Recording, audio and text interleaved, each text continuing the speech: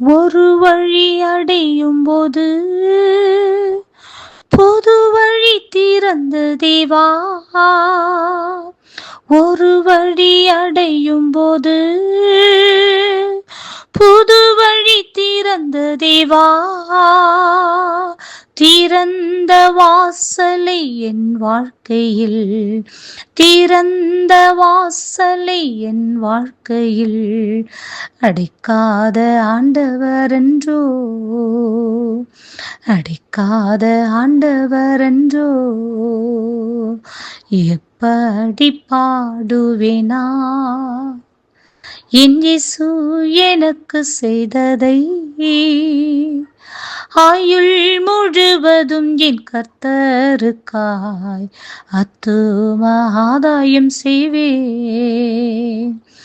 ஆயுள் முழுவதும் என் கர்த்தருக்காய் அத்தும ஆதாயம் செய்வேன்.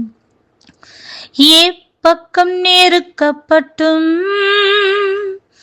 ஒடுங்கி நான் போவதில்லை. எப்பக்கம் நெருக்கப்பட்டும் ஒடுங்கி நான் போவதில்லை. அப்பனின் மார்பினில் சாய்ந்தென்றுமே, அப்பனின் மார்பினில் சாய்ந்தென்றுமே எப்போதும் பாடிடுவேன், எப்போதும் பாடிடுவேன். எப்படி பாடுவேனா என் இயேசு எனக்கு செய்ததை. ஆயுள் முழுவதும் என் கர்த்தருக்காய் அத்தும ஆதாயம் செய்வேன். ஆயுள் முழுவதும் என் கர்த்தருக்காய் அத்தும ஆதாயம் செய்வேன். Praise the Lord. கர்த்தருடைய பரிசுத்த நாமத்துக்கு ஸ்தோத்திரம். 1 கொரிந்தியர் 16வது அதிகாரம் 9வது வசனம். ஏனெனில் இங்கே பெரிதும் அனுகூலமுமான கதவு எனக்கு திறக்கப்பட்டிருக்கிறது, விரோதம் செய்கிறவர்களும் அநேகர் இருக்கிறார்கள். ஆம் பிரியமானவர்களே, அப்போஸ்தலன் பவுல் இப்படியாய் சொல்கிறதை நாம் பார்க்கின்றோம். அவருக்கு விரோதம் செய்கிறவர்கள் அநேகர் அங்கே இருந்த போதிலும் அவருக்கு அனுகூலம் பண்ணுகிற தேவன் அவரோடு கூட இருந்து